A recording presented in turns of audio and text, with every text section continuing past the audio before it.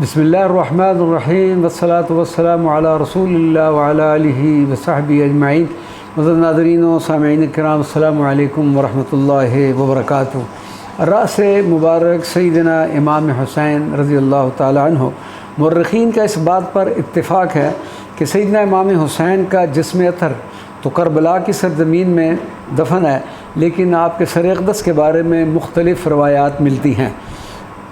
اہل شام کہتے ہیں کہ آپ کا سر اقدس دمشق کی جامعہ امویہ کے گوشے میں دفن ہے، کیونکہ سانحہ شہادت کے بعد سب سے پہلے آپ کے سر مبارک کو کوفہ میں ابن زیاد کے دربار میں اور پھر دمشق بھجوایا گیا، اور ایک دوسری روایت کے مطابق آپ کے راس شریف کو اہل بیت اطہار کے ہمراہ مدینہ منورہ بھجوا دیا گیا، جسے جنت البقیع میں دفن کر دیا گیا۔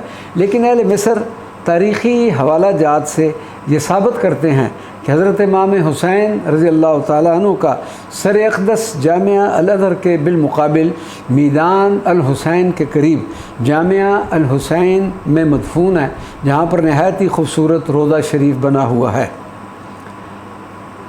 عثمانی سلطان عبدالعزیز جب مصر تشریف لائے تو انہوں نے اس مقام مقدس کی زیارت کے بعد اسماعیل الخدیجی کو حکم دیا کہ اس مقام مقدس پر ایک نہایت بہترین عمارت قائم کی جائے۔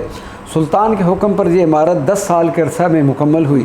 1952 میں ایک بار پھر اس مقام مقدس کی زیبائش و آرائش اور تعمیر و تجدید کی گئی، اور اس مقام کو فن تعمیر کا ایک اعلیٰ شاہکار بنا دیا گیا۔ کتاب نور الابصار، طبقات الاولیاء اور المنن کے علاوہ بھی کئی مشائخ کرام اور صاحب کشف حضرات نے بھی یہی ثابت کیا ہے کہ راس امام حسین ملک مصر کے دارالحکومت قاہرہ میں ہی ہے۔ بہرحال صحابہ کرام اور اہل بیت کرام سے منسوب کسی بھی مقام پر سر نیاز خم کرنا ضروری ہے، کیونکہ نسبت کی تعظیم ہی تو مسلمانوں کا دستور رہا اور رہنا چاہیے۔ الحمدللہ قیام قاہرہ کے دوران ہر روز ہی ہم مسجد سیدنا امام الحسین اور درگاہ رأس امام حسین میں حاضری کا شرف حاصل کرتے رہے۔ اس دوران کئی احباب اور بالخصوص امام و خطیب مسجد سیدنا امام حسین الشیخ عثمان صاحب سے بھی کئی بار ملاقات کا شرف حاصل ہوا۔ درگاہ رأس امام حسین کے وسیع اور عزیز کمرے میں جب داخل ہوں تو دائیں طرف ایک کمرہ ہے جو ہر وقت بند رہتا ہے۔ اس میں نبی کریم صلی اللہ علیہ وسلم کے تبرکات مبارکہ محفوظ ہیں۔ سیدت زینب بنت علی رضی اللہ تعالی عنہا، سیدت زینب سیدت فاطمہ البتول کی صاحبزادی، سیدنا علی کرم اللہ وجہہ کی آنکھوں کی ٹھنڈک اور حسنین کریمین کی ہمشیرہ اور حضرت عبداللہ بن جعفر الطیار کی زوجہ مبارکہ ہیں۔ آپ کی ولادت باسعادت سیدنا امام حسن کی ولادت کے 2 سال بعد ہوئی۔ رسول اللہ صلی اللہ علیہ وسلم نے اپنی صاحبزادی سیدت زینب، جو کہ غزوہ بدر کے موقع پر شہید ہو گئی تھی، ان کی یاد میں آپ کا نام زینب رکھا۔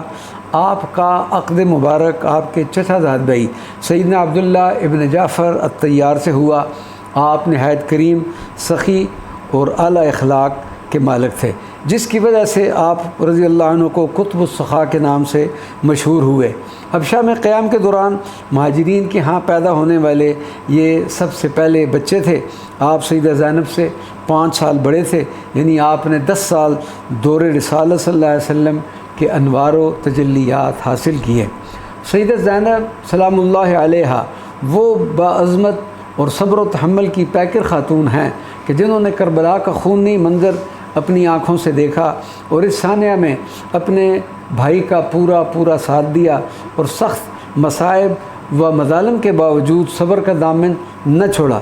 پھر اس لٹے ہوئے قافلے کی سربراہی کرتے ہوئے دمشق پہنچنے کے بعد ظالم و جابر حکمران کے سامنے ایسی تقریر کی کہ جس کے الفاظ رہتی دنیا تک کتب تاریخ میں محفوظ رہیں گے۔ سانحہ کربلا کے بعد سیدت زینب بطلۃ الکربلا، کربلا کی جوان مرد کے لقب سے مشہور ہوئیں۔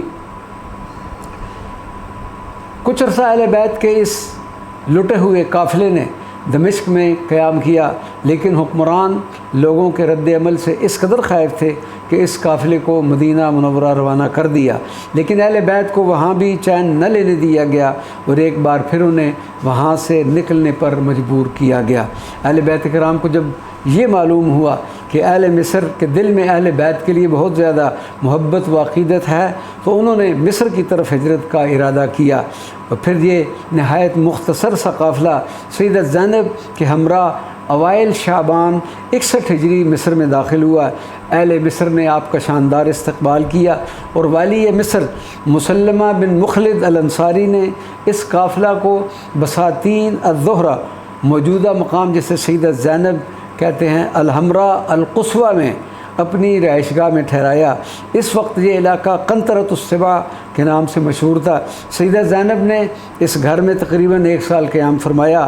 آپ عبادت و ریاضت میں مصروف رہنے کے ساتھ ساتھ اہل مصر کو بھی فیوزات و برکات سے مستفید فرماتی رہیں، اور بالآخر 15 رجب 62 ہجری آپ رضی اللہ عنہا نے وصال فرمایا اور موجودہ مقام پر دفن ہوئی۔ اموی دور حکومت سے لے کر اب تک اس مبارک اور مسجد شریف کی تعمیر و ترمیم و توسیع تسلسل سے ہوتی رہی۔ اللہ تبارک و تعالی ہمیں سیدہ زینب کی برکت نصیب فرمائے۔ وما علینا الا البلاغ المبین۔